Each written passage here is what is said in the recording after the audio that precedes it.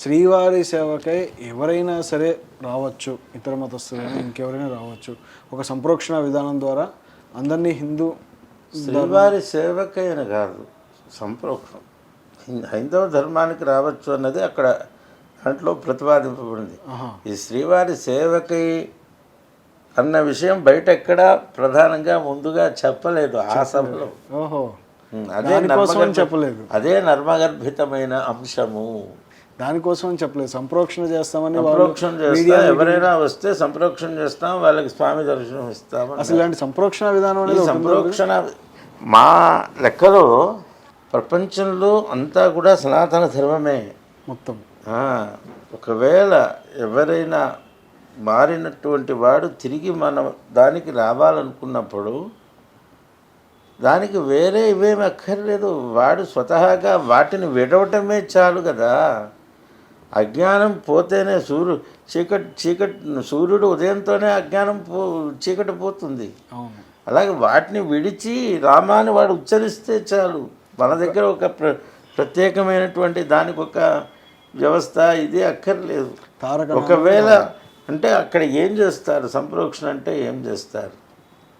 ఇక్కడ మనం అనుకుంటున్నది ఏంటంటే మత మార్పుళ్ళు అయిపోతున్నాయి, వ్యవస్థ చాలా బలహీనమవుతున్నాయని అనుకుంటున్నాం. మత మార్పుళ్ళు బయటే కాదు, అంతర్గతంగా కూడా చాలా మత మార్పుళ్ళు జరుగుతున్నాయి.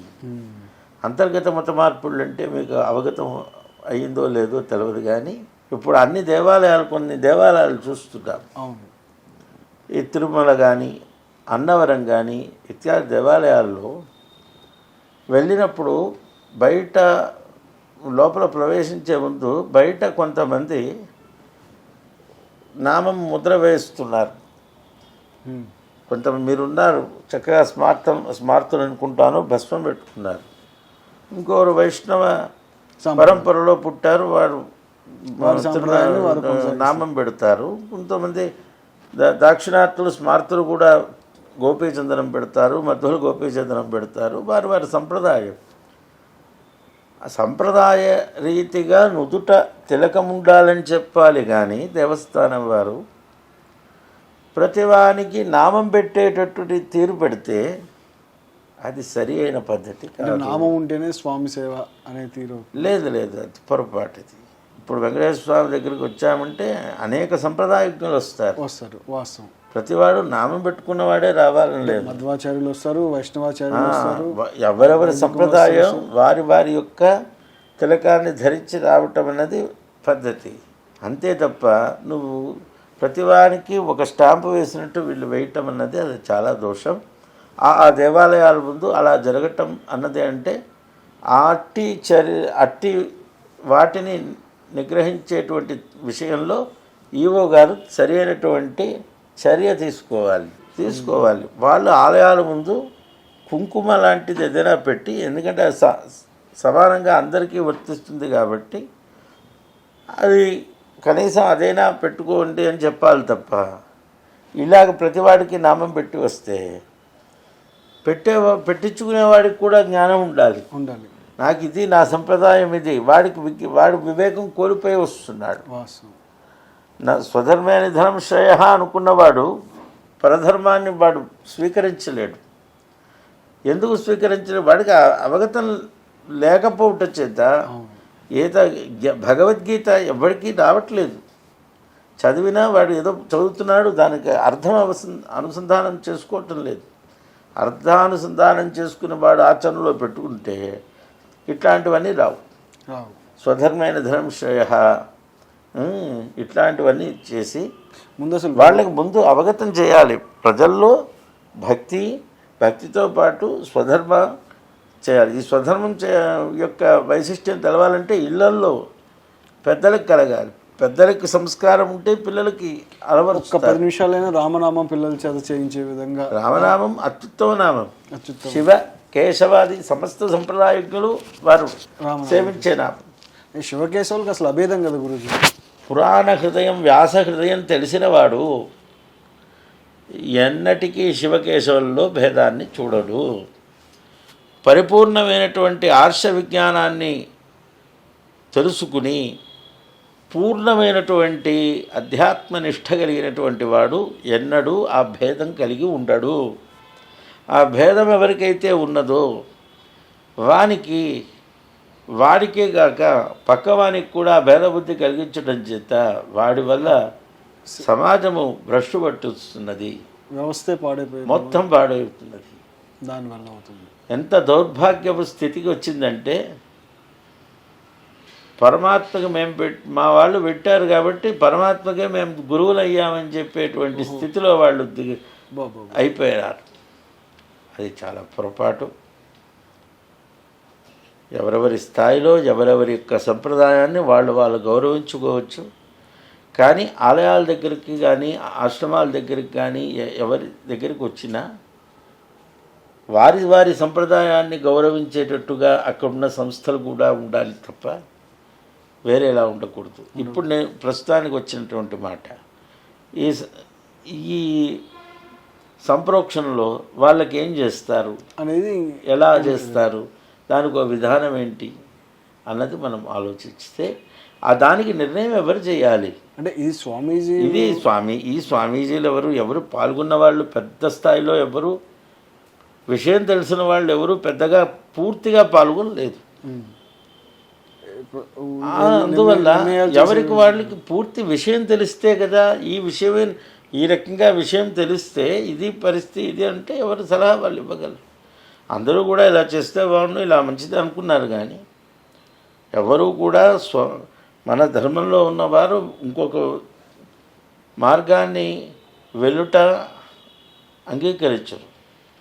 వెళ్ళిన వారు తిరిగి రావాలనుకున్నప్పుడు వారిని చక్కగా ఆదరించాలన్నటువంటి భావం కలిగే ఉండాలి.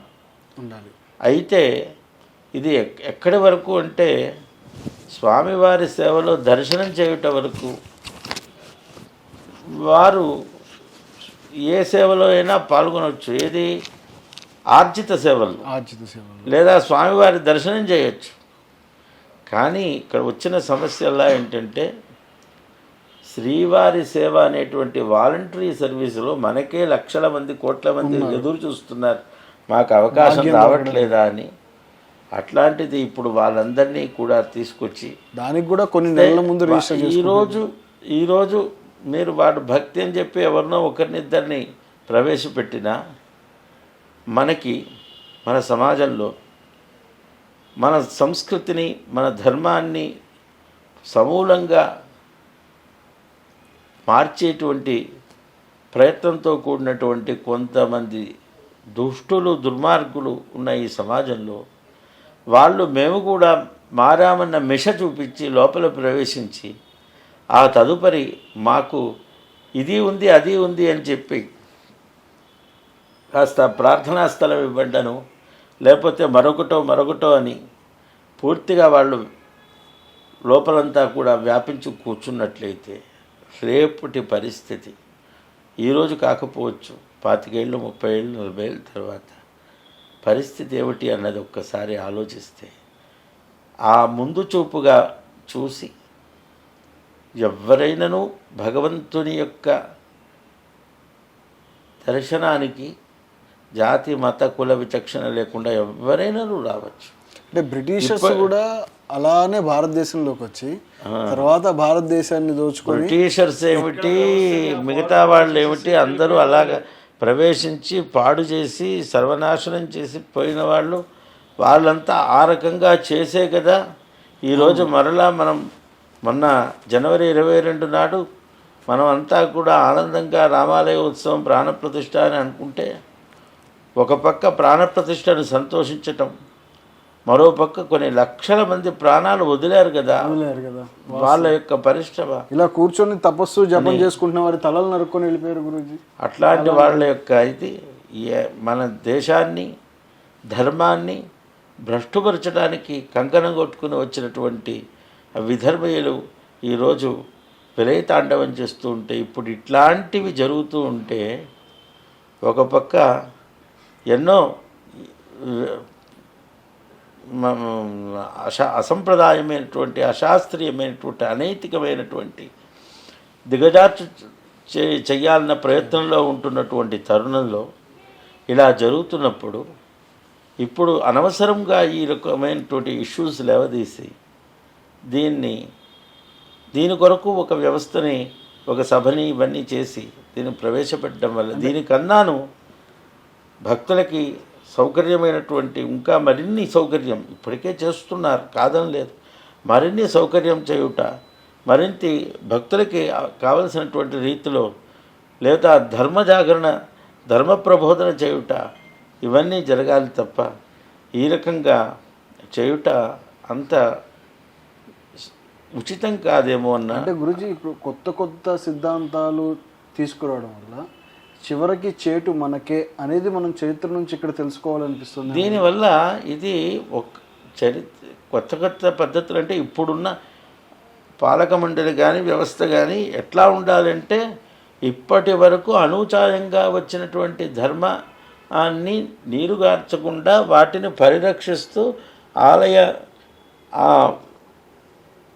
ప్రభని, శోభని బాగా దశ దిశలు వ్యాపింపజేస్తూ చేయాలి అన్నటువంటి లక్ష్యం చాలా చేస్తున్నారు.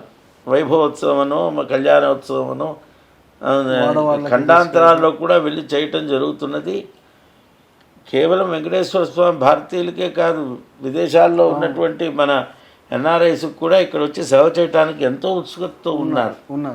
ఇప్పుడు ఈ రకంగా ఉన్నప్పుడు ఇతర విధర్మీయుల్ని అక్కడ లోపల శ్రీవారి సేవలో ప్రవేశింపచేయటం అన్నది ఆలోచించదగ్గ విషయం. దాన్ని చాలా సూక్ష్మంగా దీని వెనక చాలా పెద్ద కుట్రగా ఉన్నట్టుగా అనిపిస్తూ ఉన్నది. హిడెన్ ఎజెండా మీరు అది కేవలం వెంకటేశ్వర స్వామి తన యొక్క ఈ వీటి నుండి రక్షించుకోవాలి.